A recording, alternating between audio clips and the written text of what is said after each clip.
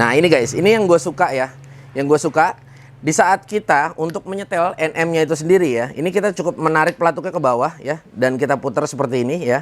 Nah, untuk tipe yang seperti ini, dia sudah ratchet ya. Dia sudah ratchet, udah bisa ke kiri dan ke kanan. Nah, ini gue suka juga untuk model ratchet begini. Bang, kok kemarin kata abang kalau yang model ratchet nggak boleh bang buat ngencengin. Kok ini kunci torsi modelnya ratchet. Nah, jadi gini guys.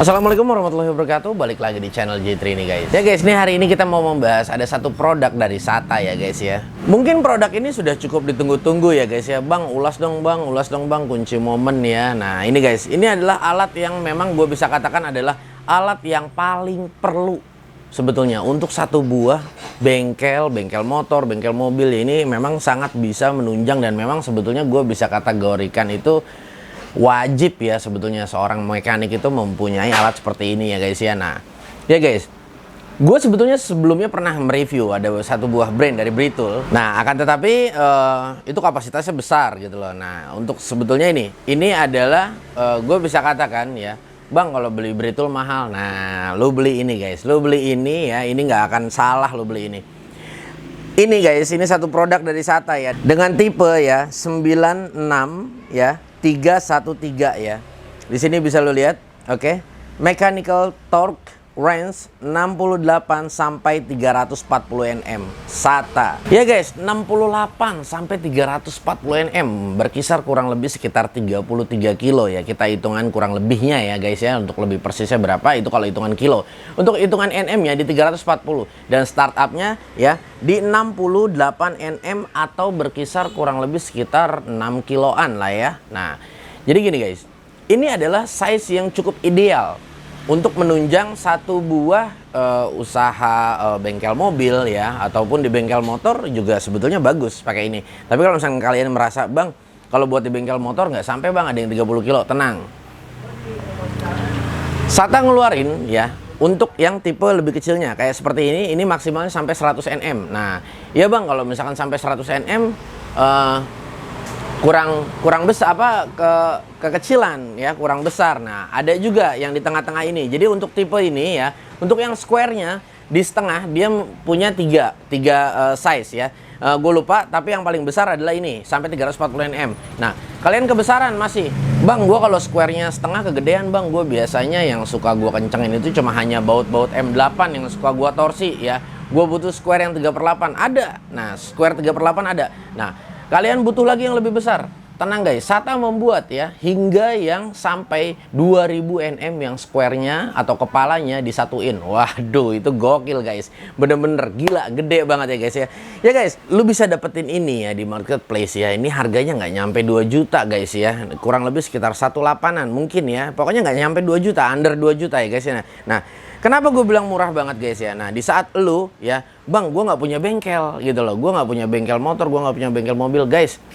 Ini jika lu pakai ya buat di mobil pribadi ini berfungsi sekali. Karena mobil pribadi dengan jumlah baut roda yang 5 ataupun 4 ya guys ya. Nah di saat lu ya mengencangkan itu tidak rata, itu beresiko juga. Nah di saat lu mengencangkan untuk momen, bang emang ini nggak kegedean bang? Enggak, kalau misalkan mobil standarnya ya, bawaan mobil dari pabrik kalau passenger ya sekitar 17 kilo, 16 kilo. Nah di saat lu upsize ya atau lu upgrade velg, lu besarin, nah itu biasanya meningkat juga untuk NM-nya. Biasanya gue sering pakai itu 20 atau 21. Nah tergantung, misalnya lu punya SUV yang besar seperti Land Cruiser dan lain sebagainya ya, seperti Jeep Chrysler, Rubicon, nah seperti itu. Nah NM-nya pun akan mengikuti, dan lu harus upsize lagi ya sesuai torsinya yang dibutuhkan ya, bisa 23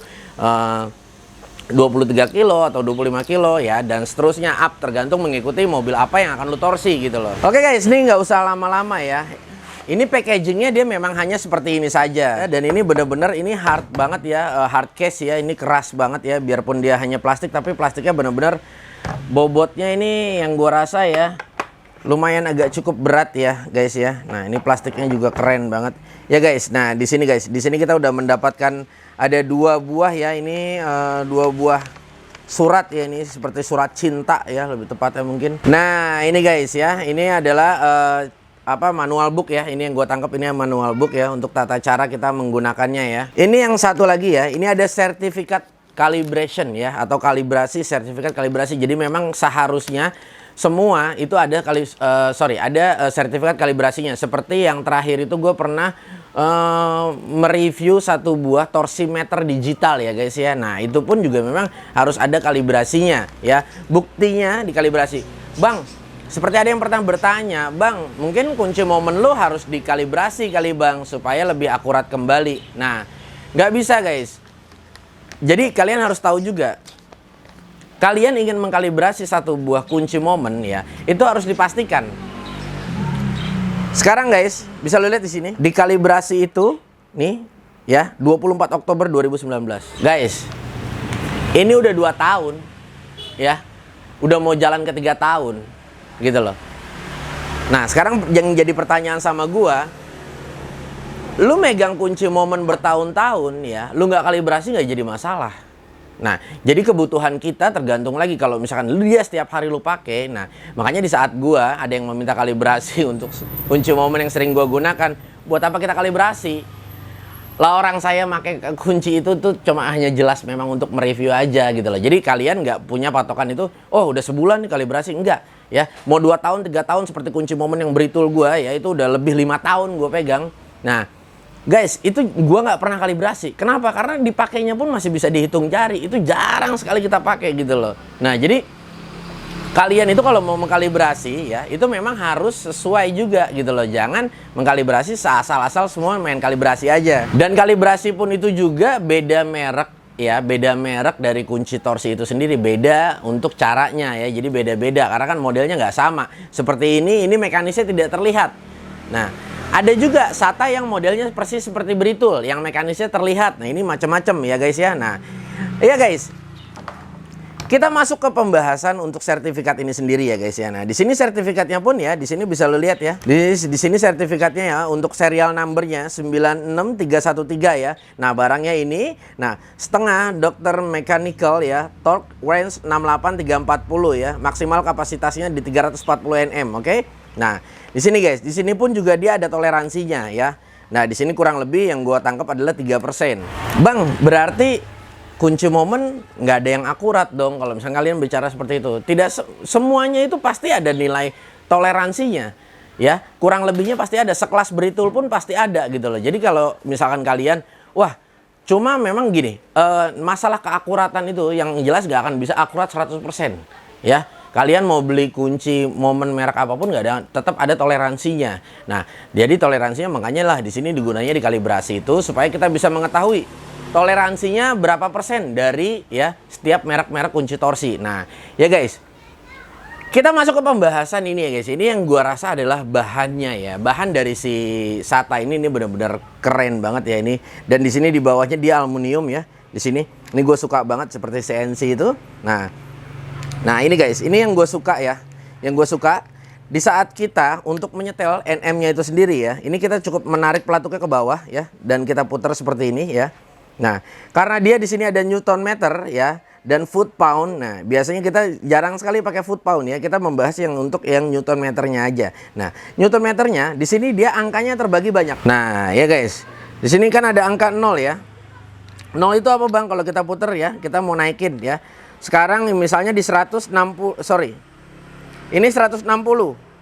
160 naiknya ke kiri ya, di 180 naiknya 200. Jadi kelipatan 2 naiknya.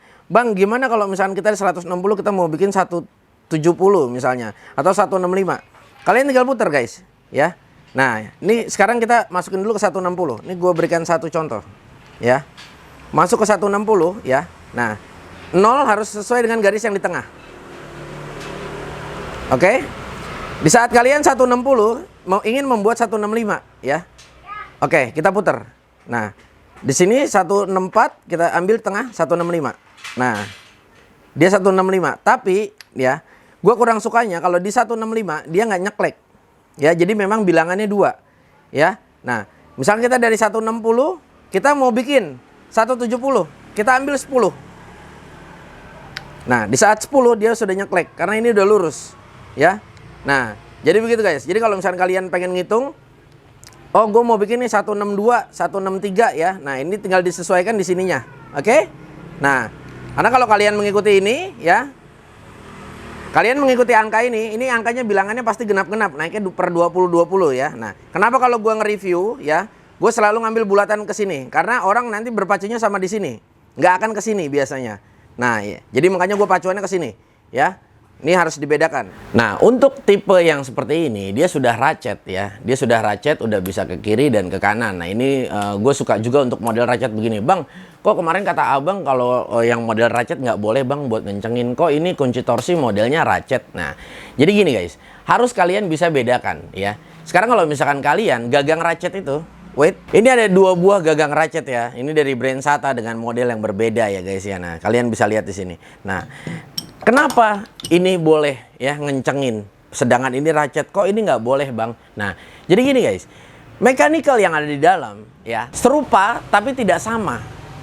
Nah, apa bang maksudnya? Nah, gear yang ada di dalam di sini sudah didesain sedemikian rupa ya untuk menahan beban hingga di 340 Nm.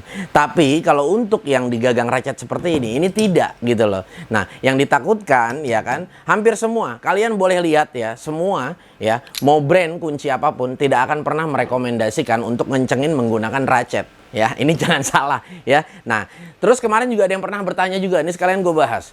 Bang, bisa nggak kalau ngebuka untuk pakai kunci momen untuk membuka? Bisa aja, tapi kalau misalkan gue pribadi, gue bisa katakan hampir tidak pernah gue membuka baut yang kenceng, gue buka menggunakan kunci momen. Nah, buat apa juga sih ya gitu loh. Nah, jadi gue lebih hanya merekomen untuk ngencengin, karena kita pengen tahu ukuran sesungguhnya berapa. Kecuali berbeda, kalau kalian menggunakan torsimeter ya, kalian untuk membuka ya menggunakan itu karena kalian bisa tahu nanti kira-kira di berapa dia posisi kebukanya. Karena di torsimeter itu bisa di setup ya untuk stopnya. Jadi kalau misalkan baut itu udah kebuka, nah nanti dia locknya di berapa angkanya. Misalnya di 250 Nm, nanti kelihatan oh berarti baut ini kekencangannya 250 Nm. Ini harus dibedakan. Kalau yang model seperti ini beda. Nah, ada lagi guys, dari dari momen SATA ini yang ngeluarin itu produk yang digital ya. Jadi kadang-kadang gini, bang, gue kalau misalnya kerja nih bang, gue butuh ngencenginnya itu misalnya 210,15,25.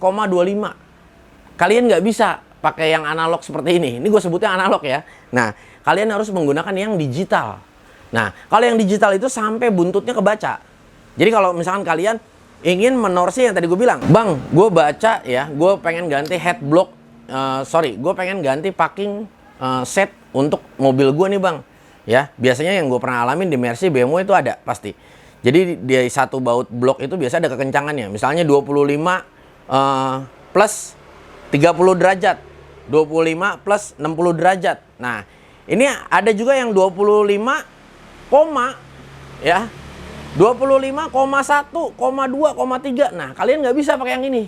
Susah kalau untuk membaca di buntutnya. Jadi kalian harus gunakan yang digital. Nah, itu kalau misalkan kebutuhan kalian sampai harus membaca sampai buntutnya. Nah, ini harus dibedain ya. Nah, ya guys ya. Nah, ini alat ini untuk tipe ya. Sorry. Gua kendorkan dia hingga akhir. Nah, ini guys ya. Untuk alat ini ya, panjangnya ini agak lumayan. Panjangnya mencapai 62 ya, 62.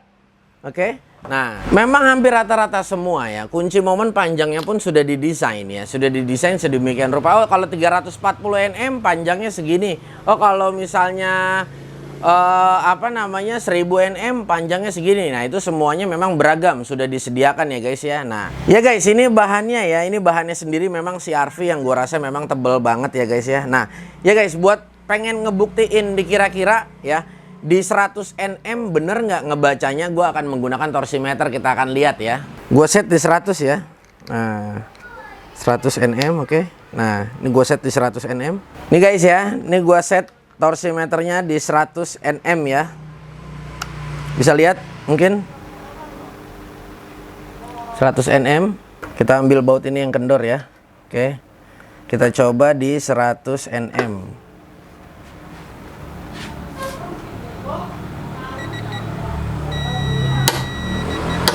Nah, dia udah nyetek, tapi di sini 119. Kita coba sekali lagi.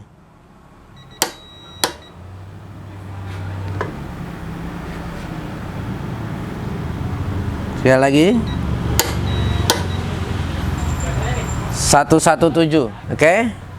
Kita coba sekali lagi ya.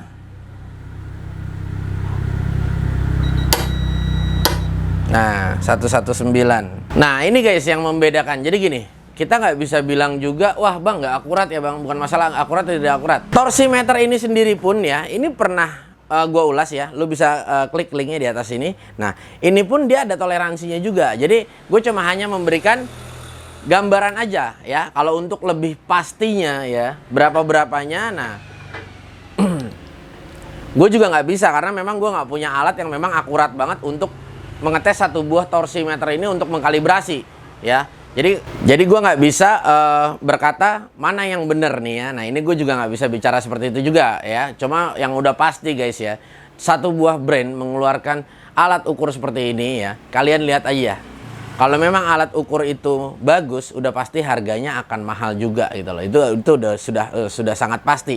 Seperti Mitutoyo dan yang lain-lainnya ya guys ya. Oke guys, so yang pastinya ya yang gua rasa adalah build quality dari alat ini memang benar-benar keren banget dan detail banget ya di setiap alatnya SATA. Sudah memiliki part number dan kalian tidak usah ragu lagi ya. Ini bahannya benar-benar memang CRV banget dan di bawahnya ini di grip bagian bawah aluminium. Ini memang gue suka banget ya guys ya. So yang pasti ya guys ya, untuk satu produk SATA ini yang gue rasa benar-benar rekomen banget dan harganya murah banget ya guys ya. So yang pasti nggak usah ragu lagi di saat kalian ingin memiliki satu buah kunci momen ini.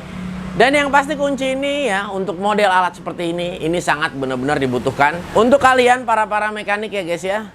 Gue rasa cukup sekian guys perjumpaan kita hari ini ya. Nantikan terus video-video G3 Channel yang akan terus mengulas hand tools, power tools. Kedepannya kita akan ulas terus bersama di channel ini. Terima kasih banyak buat kalian yang udah nonton. Jangan lupa di like, share, komen, dan subscribe. Sampai ketemu di video-video selanjutnya. Wassalamualaikum.